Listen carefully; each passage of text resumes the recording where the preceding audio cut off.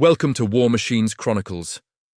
Today, we're journeying back to the dawn of aerial warfare to uncover the story of a giant that once ruled the skies, the Zeppelin. What exactly was a Zeppelin? It wasn't just a big balloon. It was a rigid airship, meaning it had an internal metal skeleton, usually aluminum, that held its shape. This allowed them to be enormous, fly long distances, and carry heavy loads for days on end, unlike the blimps we see today.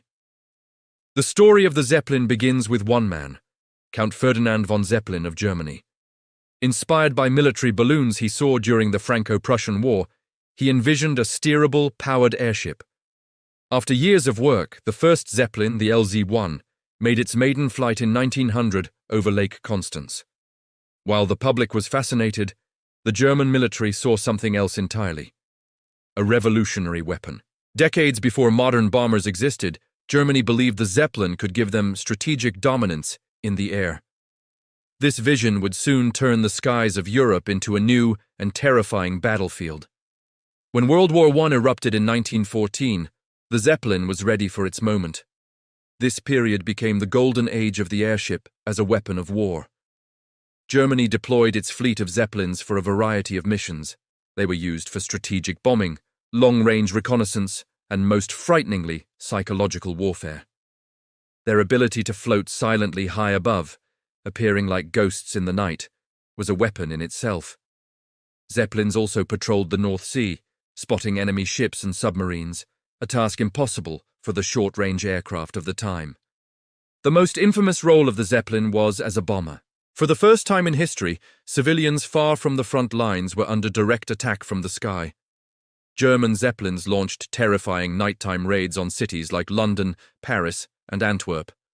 The sound of their engines droning overhead, followed by the wail of air raid sirens and the sudden darkness of citywide blackouts, created a new kind of terror.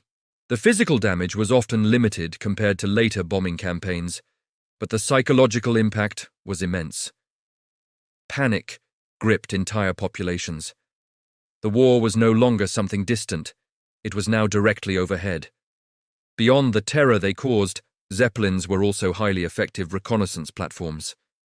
They could climb to altitudes of 4,000 or even 5,000 meters, far above the reach of early anti-aircraft guns. From this vantage point, their crews could observe enemy troop movements, map out trench systems, and even direct artillery fire with deadly accuracy. At sea, their value was just as significant. A Zeppelin could stay airborne for over 24 hours, patrolling vast areas of the North Sea. They hunted for British submarines, scouted enemy fleet positions, and protected German naval convoys, acting as the eyes of the German Navy.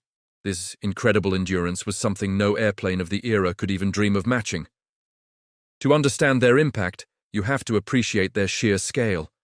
These were true titans of the sky. The largest military Zeppelins were up to 245 meters long. That's longer than 2.5 football fields. They were crewed by 20 to 30 men and could carry up to 2 tons of bombs. They were armed with defensive machine guns mounted in pods on top of the hull and in the control gondola below. But these giants had a fatal flaw, a secret hidden within their massive envelopes. They were filled with hydrogen gas. While hydrogen provided excellent lift, it is also incredibly flammable. This single vulnerability would ultimately lead to their downfall as a weapon of war. Despite their early successes, the reign of the Zeppelin was short-lived. Their weaknesses quickly became apparent. They were slow, with top speeds of only around 80 to 100 kilometers per hour, making them easy targets. Their enormous size made them simple to spot, and they were highly vulnerable to bad weather. High winds could throw them off course, or even tear them apart. But their single greatest enemy was fire. Allied pilots in faster, more agile fighter planes soon discovered the Zeppelin's Achilles heel. They began using incendiary bullets, which would ignite the hydrogen gas inside the airship. Once hit, a Zeppelin would erupt into a horrific fireball, dooming everyone on board. The sight of these giants falling from the sky in flames became a powerful symbol of their obsolescence. By 1918, as more effective long-range bomber aircraft were developed, the Zeppelin was rendered militarily useless.